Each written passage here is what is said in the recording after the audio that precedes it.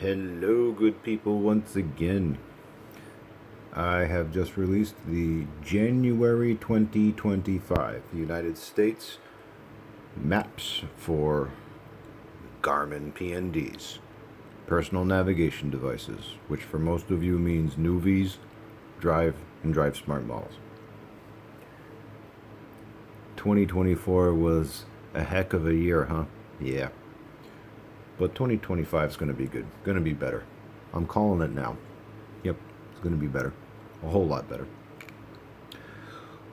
Well, concerning the state of the PND market, Garmin is effectively in the United States the last man standing.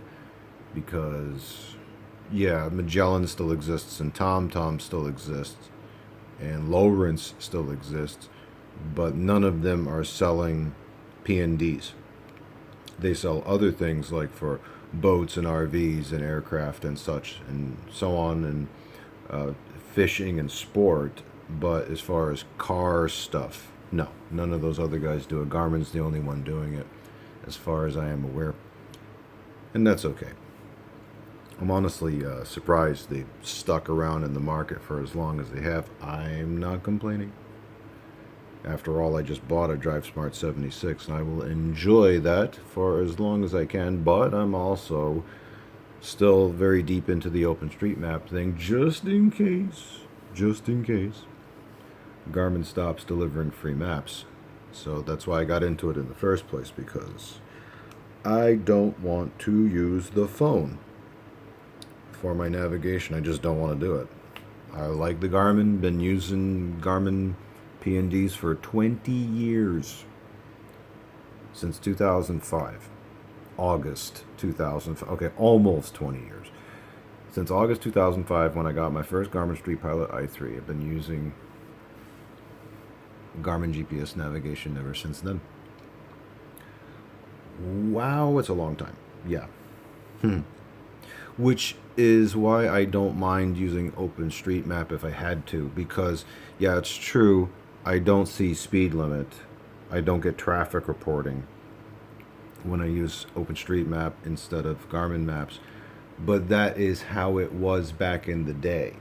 So if you were using, for example, not a street, but well, yes, there's street pilots, but let's just say an early Nuvi, like a Nuvi 200 or something like that. Yeah, you didn't get speed limit or traffic reporting or anything. You got more or less, and there was no turns list. I mean, yeah, you did get the turns list by doing this. True enough. The Nuvi always had that. But as far as having like an on-map turn list, no. But it more or less looked like this. Oh, and it didn't show the current street at the bottom either. It took a long time before Garmin finally put that at the bottom of the screen, which I still appreciate to this day. That was one of the reasons I really loved the Nuvi 56 and the 2599 and the 2699 and even the 2597 and the 2497, because they all have this at bottom.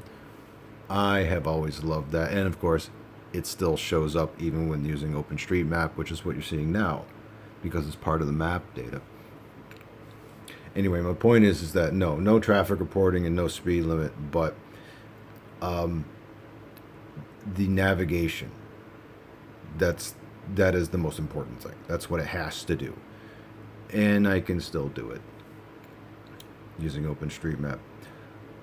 Now, unfortunately, you will notice that with all of Garmin's modern offerings for car, none of them have LM in their model title.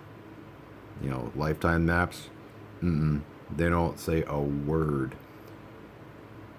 Makes me a little nervous.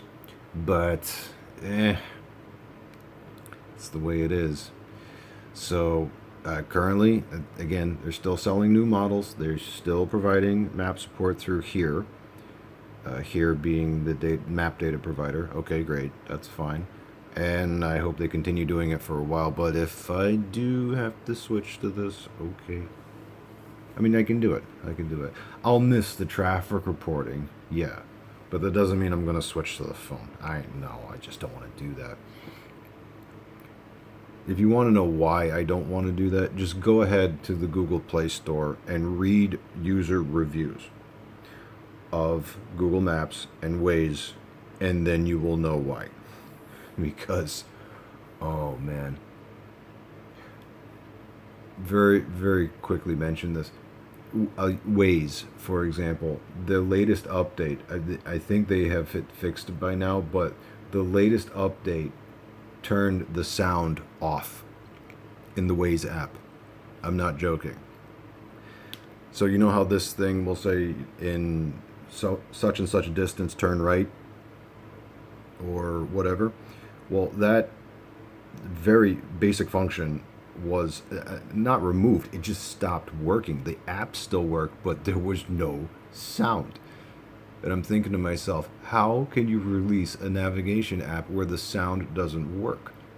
And bear in mind, there are more than a few people that do not use the map. They just listen for voice prompts. And when that, because they want to just keep their eyes on the road. Okay, that's a safety thing. I get it. Well, just imagine if you get in the car one day and the app hasn't updated. No, sound doesn't work now.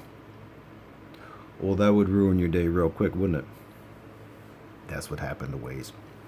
Again, I think they fixed it by now, but that was insane. And that was an, big quotation fingers, update from December, just last month. Whew. Yeah, I think I'll stick with my Garmin.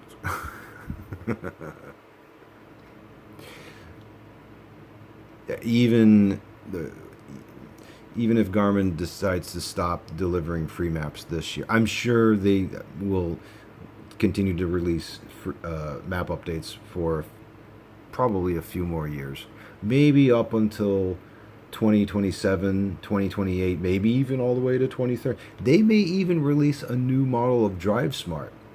They haven't for a few years, but who knows? Maybe they will. Garmin is mysterious like that. But in the event that they don't, well, I've got my pile o' Garmins, old models, new models, and such, and I've got my OpenStreetMap. And I would recommend, if you are into Garmins like I am, even if you're not a collector of them. I mean, I know some people that watch my channel, there are a few that actually have more Garmins than I do. And I have something like 40 I have a ridiculous amount of them. And there are some people like, yeah, I got 50 of them. Yeah, I got 60. I'm like, oh my God. I don't got that many. But they do. There's nothing wrong with that. But I was like, man, it's a lot.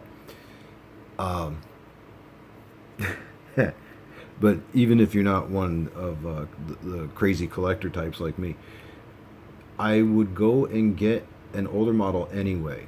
Like my standard recommendation for older models would be like a Nuvi 56, a 55, 56, 57, 58. Or if you're into the 6-inch models, you can get matte or capacitive. With the matte screen, there's Nuvi 65, 66, 67, 68, or the capacitive of the 2639, which does not have voice control. 2689 does have voice control, and 2699 does have voice control. And the same is for the 5-inch versions of the 2539, 2589, and 2599. Those are all fantastic because they're good, bright screens, legible, lovely. Yes, you do have to add in a 32 gig micro SD memory card so you can fit all the United States map data. Those are cheap. So if you're gonna get into this, I'll be like, yeah, just get one of those because those, if you wanted to get into something older where you can test OpenStreetMap on. And for the Drive model, now this is a Drive 40, which is UK only. So for United States people, I'd say don't get this, only because it's so darned expensive. I had to pay over $60 to get this thing here, and it's only worth $25. Okay. But you can get the Drive, and these are the matte models, the Drive 50 or the Drive 60. Okay, cool. There's also, I think, Drive 51 and Drive 61. All good, all good, and obviously works with OpenStreetMap. You're seeing it right now. Yeah, so if you want to just try it out, it's like, well, I don't want to spend a bunch of money on a new Drive Smart. Can I get something where I can get everything I need for under $40 maybe? Sure, yeah. You can get yourself a P&D of your choice, Nuvi or Drive Smart. Get the suction mount if you want to or not, and it doesn't matter. And then you can get the power cable, which I have mentioned several times before. And then you can just put the map data on it and give it a try and just see what happens. Like, okay, you're like, oh, okay, I can do this. Yeah, this would be nice. Just having it as a backup of sorts, just in case. If you use a Garmin now, if that fails, well, it's nice to have a backup in the glove box. Or even if you use a phone now, and you want something, it's like, oh, well, I'm going to be traveling to an area that does not have any data connectivity or really spotty or bad. I should have a Garmin so I can get, GPS satellite, which will work in those areas. Well, yeah, you get one of these. Totally works. So anyway, yes, sat103.com. I'll have it as the pinned comment. You can go ahead and download it. No registration, none of that required. Just download it and use it. Totally for free. And again, and I say this routinely, I am not the only person offering free maps. I only offer the United States because that's what I do. But if you need Canada, Mexico, or anywhere else, just about anywhere else in the world, there is openmapchest.org. There is also userbeam.de. There is also gmaptool.eu. And by the way, gmaptool does also offer topographic maps if you need those for United States, Canada, South Africa, I think, and there's a few. Yeah, but if you need the topo stuff, you go to GMAP Tool for that. And there's only a handful of us out there, that and I am one of them, that where we're offering maps for download. Yeah, go download it. Free. Just do it, man.